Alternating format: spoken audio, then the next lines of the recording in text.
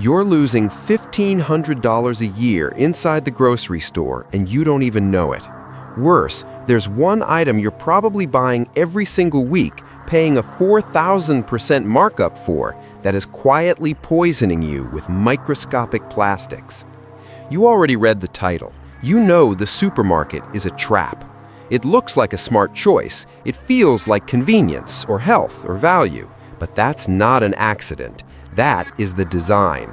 Grocery stores aren't passive environments where you go to gather food. They are highly engineered revenue systems. The average American household is bleeding thousands of dollars inside them, not through carelessness, but because the traps are genuinely well built. Today, we're mapping out 14 specific items. Each one is chosen for a specific reason. Some of the markups will surprise you. A few of the health angles are harder to shake. We've categorized these into 4 distinct survival zones. We'll start with the everyday items sitting in your fridge, move through the psychological mind games used in the middle aisles, and end at the #1 daily habit that is literally shedding nanoplastics into your bloodstream. By the time we reach item number 1, you will never look at that product the same way again. Let's count it down. Zone 1. The illusion of convenience. We start in the produce section. This is trap number 14, bagged salad kits. We start here because this one sits in almost every shopping cart and almost nobody questions it. A ready-to-eat salad kit, the kind with shredded lettuce, a small dressing packet, and a handful of croutons, typically costs $5 to $7 per bag. That same bag contains roughly the equivalent of one small, tired head of lettuce, a tablespoon of dressing, and a few grams of toppings. If you buy those components separately, you're spending under $2. The markup on a bagged salad kit regularly exceeds 200 to 300% compared to building the exact same salad from whole ingredients. But the price isn't the only issue. The financial drain is just the surface. The moment lettuce is shredded by a machine and sealed in a plastic bag, it begins to degrade. The cutting process violently accelerates oxidation, which breaks down vitamin C and other vital nutrients much faster than whole leaves would lose them. A bag of pre-shredded salad sitting in the produce section may have been processed days earlier, losing both nutritional value and cellular texture with every hour it sits under those fluorescent lights. The dressing packets compound the problem.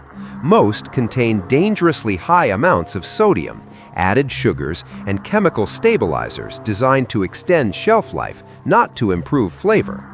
A tablespoon of olive oil and a squeeze of lemon from your own kitchen costs a few cents and contains none of those additives. Buy a whole head of romaine or a bunch of kale, wash it once, store it wrapped in a dry towel, and it stays crisp for the better part of a week. The savings are immediate and the quality is noticeably better. Moving down into the breakfast aisle, we hit trap number 13, flavored instant oatmeal packets. This one follows the exact same predatory logic as single-serve snack packs, but the sugar content makes it worth calling out separately. A box of 10 individually portioned flavored oatmeal packets, the kind marketed as a quick, healthy breakfast, costs around $4 to $5. Each packet contains roughly 1.5 ounces of processed oats. A massive 42-ounce container of plain rolled oats from the exact same store costs approximately $4 to $5 as well. That container holds enough oats for roughly 25 to 30 servings. You're paying 2 to 3 times more per serving for the portioned version. And what you're getting in exchange for that premium isn't better nutrition, it's the exact opposite. Flavored instant oatmeal packets typically contain 10 to 15 grams of added sugar per serving. Some varieties go even higher. The American Heart Association recommends a strict limit of no more than 25 grams of added sugar per day for women and 36 grams for men. A single, tiny breakfast packet can deliver nearly half of your daily limit before the day has even started. Plain rolled oats contain 0 added sugar. They take roughly 5 minutes to cook on a stovetop or overnight in a jar with cold water. Add your own fruit, a small amount of raw honey, or a sprinkle of cinnamon, and you control exactly what goes into your body. The flavored packet is marketed as a healthy, convenient breakfast. Based on the sugar numbers, it's closer to a dessert, and you're paying a significant premium for the privilege of destroying your metabolic health. Trap number 12 is sitting in almost everyone's fridge right now: individual yogurt cups. Greek yogurt in single-serve cups typically costs $14 to $17 per pound when you calculate the unit price. That same brand, same product, same ingredients in a large tub costs $4 to $5 per pound. You are paying up to 4 times more money for food that is chemically and nutritionally identical. The flavor is the same, the protein content is the same, the ingredient list is the same. The only variable is the size of the plastic container it came in. But there's also a detail most people never consider. Large containers move much faster on the shelf, which means they tend to be newer when you pick them up. The individual cup in its multi-pack has often been sitting there in the cold dark for weeks. So you're paying 4 times more for a product that may actually be older, wrapped in 5 to 6 times more plastic per serving. A household where one person eats a yogurt cup daily spends $250 to $350 more per year than someone buying the equivalent in bulk. The fix is a one-time $6 purchase. Buy a few small reusable glass containers. Portion it when you get home. That's the entire solution. The division of food brings us seamlessly to trap number 11, single-serve snack packs. The numbers here are straightforward, and they're hard to argue with. A multi-pack of individually portioned crackers, the kind with 10 or 12 small pouches inside, typically costs $7 to $9 for around 8 to 10 ounces of food. The family-size bag of the exact same crackers, same brand, same recipe, costs $4 to $5 for 28 to 30 ounces. On a per-ounce basis, the single-serve version costs 5 to 6 times more. You might assume there's a trade-off somewhere, a flavor difference, a premium ingredient. There isn't. The food is identical. What you're paying for is the subdivision, the fact that someone else portioned it into smaller bags before it reached you. The global snack food market sits at roughly $692 billion and is growing at over 4% annually. Single-serve packaging is one of the primary engines of that growth, not because it adds value, but because it commands a premium that most consumers never stop to calculate. Households relying on single-serve packaging spend an estimated $600 to $900 more per year than those buying the same products in bulk. Over a decade, that becomes genuinely significant money. The practical fix takes 4 minutes. Buy the large bag, pick up a set of small reusable containers, and portion it at home. Done. Closing out our first zone is trap number 10, pre-cut fruits and vegetables. Walk through any grocery store's produce section and you'll find 2 versions of the same items sitting a few feet apart. A whole pineapple is $2.99. That same pineapple, already peeled, cored, and sliced into rings in a plastic container, is $5.49. That is an 83% price increase for roughly 4 minutes of knife work. Industry data consistently shows pre-cut produce carries an average markup of 40% or more compared to buying whole. Across a full year, a household regularly reaching for pre-cut spends several $100s extra for labor that costs the store almost nothing. But here's what makes this worse than just an overcharge. The moment produce is cut, its nutritional value begins to decline rapidly. Exposure to air and light degrades vitamins, particularly vitamin C and certain B vitamins. Pre-cut produce dries out faster, loses its cellular texture sooner, and spoils well before the whole version ever would. You're paying more for food that's measurably inferior. There are 2 practical alternatives. First, 20 minutes of batch prep once or twice a week handles most of what people buy pre-cut. Second, look to the frozen aisle, one of the most underused sections in the entire store. Frozen fruits and vegetables are harvested at peak ripeness and flash frozen immediately, locking in vitamins and texture. They cost 40 to 60% less than pre-cut fresh alternatives and last for months. The grocery industry doesn't promote this because frozen produce is one of their lowest margin categories. Zone 2. The labeling lies. Take a breath here. We're moving deeper into the store, where the marketing department steals your money. Trap number 9, name brand spices. A major brand jar of smoked paprika at a conventional grocery store costs $3.79 for about 2.5 ounces. The same quantity at a Middle Eastern or Indian market nearby is often under 50 cents.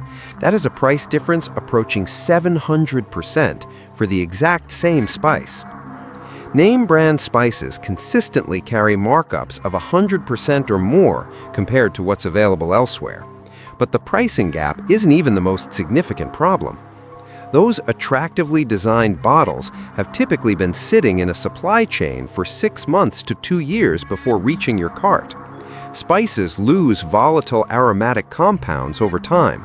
By the time you use them, you may be working with a significantly weaker version of what the label promises. The paprika that should be vibrant and slightly smoky tastes like mildly colored powder, not because it was ever a bad product, but because it sat too long. Ethnic specialty grocers turn their spice inventory over in weeks rather than months. Fresher product, bulk quantities, dramatically lower prices. Buy whole spices where possible. They retain potency far longer than pre-ground. Store them in airtight glass containers. That same $3.79 spent at the right store doesn't buy a small jar of oregano. It buys enough to last the better part of a year. Trap number 8 brings us to the specialty diet labeled foods. This is where grocery store marketing becomes almost elegant in its audacity. A jar of Keto labeled peanut butter at a major chain costs approximately $11 for 16 ounces. The ingredients? Peanuts and salt. The conventional natural peanut butter from the same store with the exact same ingredients and the exact same macronutrient profile costs $3.79 for the same size. The word keto-friendly just added $7.20 to the price. It changed absolutely nothing about the food inside the jar. The same pattern holds throughout the specialty diet section. Paleo-approved crackers made from almond flour and sea salt. Whole30 compliant marinara with no added sugar. Every one of these descriptions applies equally to conventional products already on the shelf, products that carry neither the label nor the price premium. Diet frameworks like keto and paleo aren't product lines, they're sets of nutritional criteria. Whole foods have always met those criteria without requiring branded packaging. The specialty diet food market grew by over 40% in just 2 years, not because labeled products are nutritionally superior, but because consumers committed to a specific eating framework tend to be motivated, slightly anxious about compliance, and more likely to pay for packaging that signals approval. Identify the underlying principle of your eating framework, then source conventional whole foods that already meet it. Eggs are keto. Plain chicken breast is paleo. Canned tomatoes with no additives are Whole30 compliant. None of it requires a premium label. Read the ingredient list, ignore the front of the package. The gap between the two versions is almost always marketing, not food. Trap number 7 relies on a word that does not legally exist: superfood products. Here's something the packaging will never tell you. The FDA has never defined, recognized, or approved the term superfood. It is not a regulatory category. It carries no standard of evidence. Any manufacturer can print it on a label and charge a premium for it, and thousands of them do. Over the past few years, use of the word superfood in consumer food marketing has increased by more than 300%. That acceleration has nothing to do with new scientific discoveries. It has everything to do with the fact that the label justifies a price consumers would otherwise refuse. Goji berries currently retail for $12 to $14 for an 8-ounce bag at major U.S. stores. That is over $24 per pound. Meanwhile, cultivated blueberries, backed by an extensive, decades-long body of antioxidant research, sell for $3 to $5 per pound. Blackberries, raspberries, and frozen mixed berries sit in the same range. Goji berries are perfectly good food with genuine nutritional value, but in China, where they've been eaten for centuries, they're an ordinary, inexpensive market staple. The superfood designation that multiplies their price when they're repackaged for Western shelves is not science, it's branding. The foods with the most robust long-term research behind them are the least exotic items in the produce section. Dark leafy greens, berries, legumes, cruciferous vegetables, whole grains. They don't need a label. They've been sustaining human health for thousands of years. Trap number 6 is the organic illusion. Most people buying organic are doing it for a legitimate reason, reducing pesticide exposure. That instinct is backed by real data, which is exactly what makes the full picture worth understanding. The Environmental Working Group's annual pesticide analysis found that approximately 95% of their most recently sampled produce contained detectable pesticide residues. Some items showed more than 50 distinct chemical compounds on a single piece of fruit. Strawberries have tested for as many as 23 separate residues, even after washing. That's a genuine concern, but the same report found something that receives far less attention. Nearly 65% of the clean 15 items, like avocados, sweet corn, and pineapple, showed no detectable pesticide residue at all, even when grown conventionally. For those products, organic certification provides absolutely no measurable benefit. You're paying a premium for a label that changes nothing about what's actually on your plate. The organic food market is now a $52 billion industry. On average, that label adds about 20% to the cost of an item, and considerably more in some categories. One more detail worth knowing. 4 of the 5 most commonly detected residues on high-risk produce are fungicides applied after harvest, not to help the plant grow, but to extend its shelf appearance. These compounds are under ongoing study for potential effects on thyroid and reproductive function. That context tells you exactly where to spend your organic budget. Buy organic for the dirty dozen: strawberries, spinach, kale, peaches, pears. Buy conventional for the clean 15. Applied consistently, this single approach reduces organic grocery spending by 40 to 50% without meaningfully increasing your pesticide exposure. If you are realizing how deep these supermarket traps go, hit the subscribe button now, because the final 2 zones are where the system actively works against your physical health, and you need to be prepared. Zone 3: Hidden toxins and mind games. Traps number 5 and 4 are chained together in the meat department. First, trap number 5, the markup of pre-marinated meat.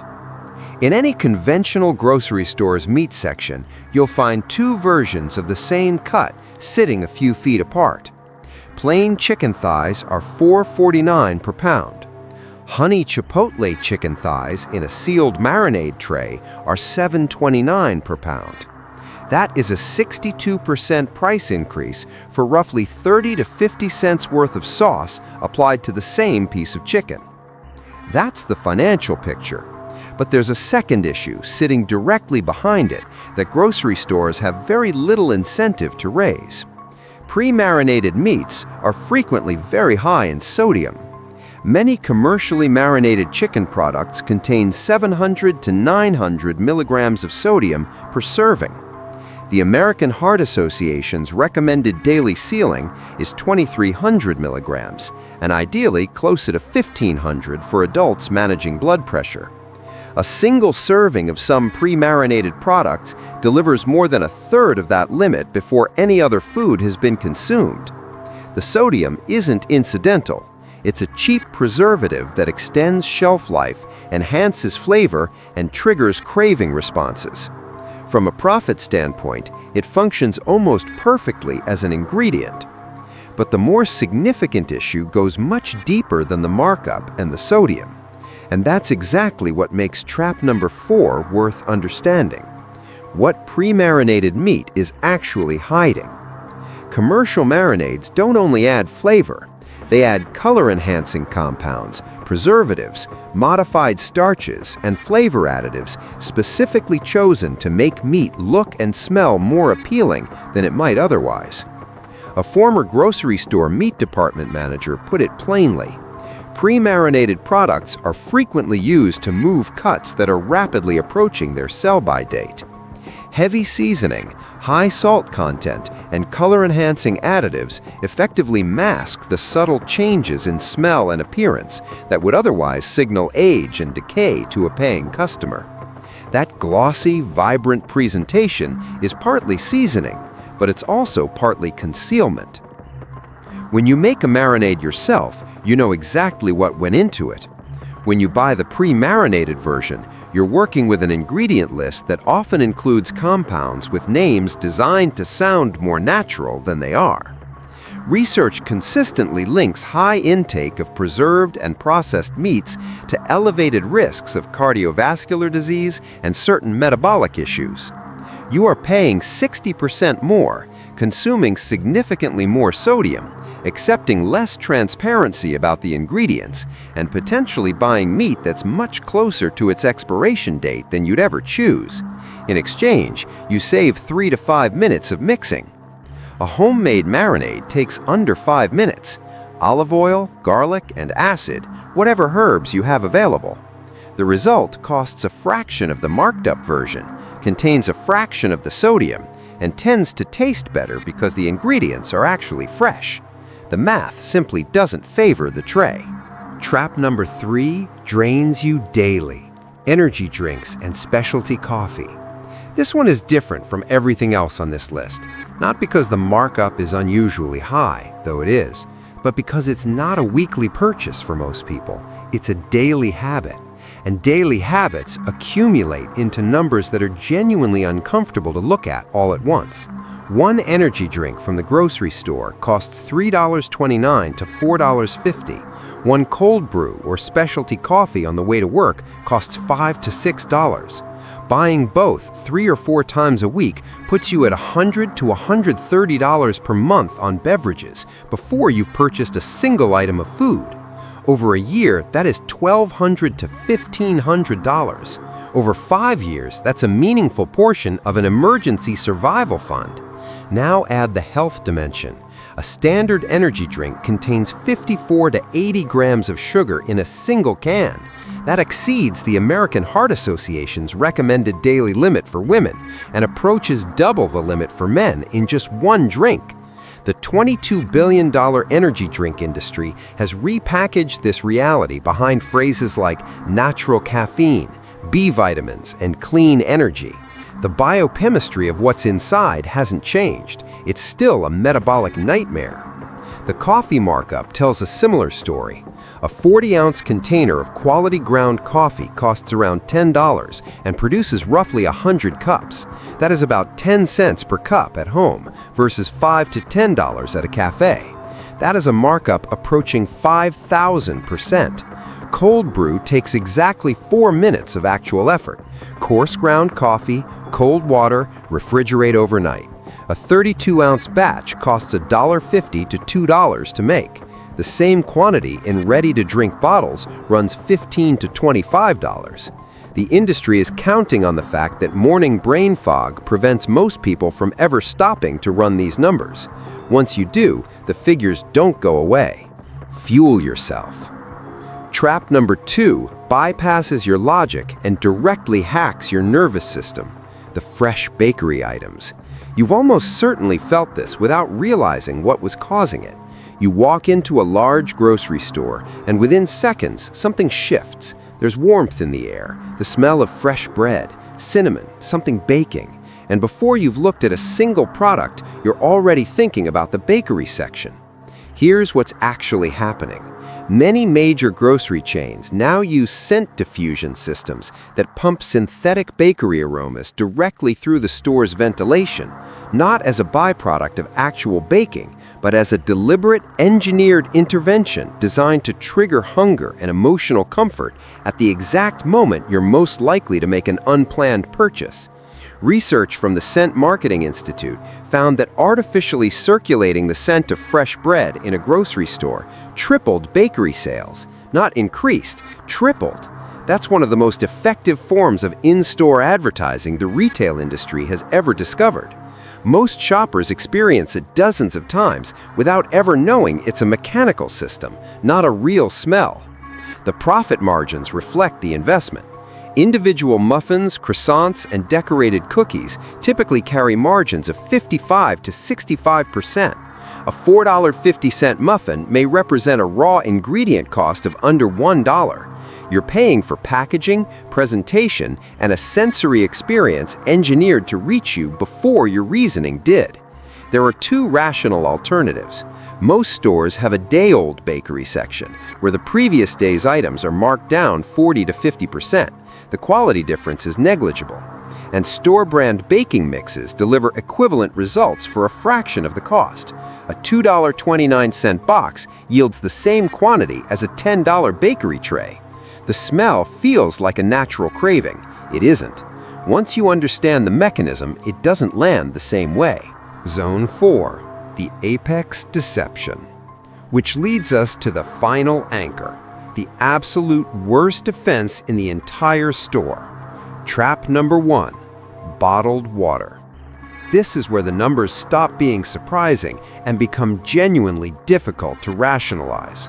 A standard $2 bottle of water costs the manufacturer approximately 5 cents to produce. That's a markup of roughly 4,000%. And in many cases, the water inside that bottle is municipally sourced, drawn from the exact same public supply system as your tap. You are paying 4,000% more for water that, in a significant number of cases, originates from the same source as what flows freely from your kitchen faucet. But the financial argument is only part of the story. The second part is much harder to set aside. A landmark 2024 study from researchers at Columbia and Rutgers universities found that the average 1-liter bottle of commercially sold water contains approximately 240,000 microscopic plastic particles. That is a figure 10 to 100 times higher than earlier studies reported, because scientists have only recently developed tools capable of detecting the smallest fragments, now called nanoplastics. These particles are small enough to cross the blood-brain barrier. They are being identified in human tissue, in lung samples, in breast milk, and in placental tissue from unborn children. Here's the detail that makes the bottled water argument collapse entirely. Newer 2026 research indicates that bottled water frequently contains much higher levels of microplastic and nanoplastic contamination than regular tap water. The plastic packaging itself is a direct source. You are spending 4,000% more for water that may be more contaminated than what you could pour for free at home. The fix costs less than a single month of bottled water purchases. A water filter certified by NSF International runs $25 to $60 and removes the vast majority of relevant contaminants from tap water. A reusable stainless steel bottle costs $15 to $30. The setup pays for itself within weeks and saves hundreds of dollars every year after that. This isn't a lifestyle upgrade. It's the most straightforward financial and health decision on this entire list. Grocery stores are designed by professionals with one objective: maximize revenue per square foot. The layout, the lighting, the music tempo, the synthetic scent systems near the bakery, the placement of high-margin items at eye level, none of it is accidental. None of it exists for your benefit. But none of this requires a dramatic response. It just requires attention and a few consistent shifts in how you shop. Buy whole produce and prep it at home. Filter your tap water. Compare unit prices before reaching for the convenient version. Know which produce actually benefits from organic certification and which doesn't. Find your nearest ethnic grocery store for spices. Make your own marinades. Skip the flavored oatmeal packets and bagged salad kits. And always read the ingredient list on the back of the package before you trust anything printed on the front. The $1,500 figure from the opening compounds across the full spending life of a household. Over a decade, recovering even half of it through consistent, informed choices represents tens of thousands of dollars, not from a single dramatic decision, but from small ones made in the produce aisle, the dairy section, and the snack food aisle week after week. Here's the ultimate question we're sitting with. If the bottled water you've been paying 4,000% more for turns out to contain more plastic contamination than free tap water, what else in your grocery cart is quietly doing the exact opposite of what the label promises? The grocery industry is counting on you filing that question away and walking back into the same store tomorrow with the exact same habits. The people who don't do that are the ones who actually keep their money and protect their health. Subscribe to survive. This is the last log.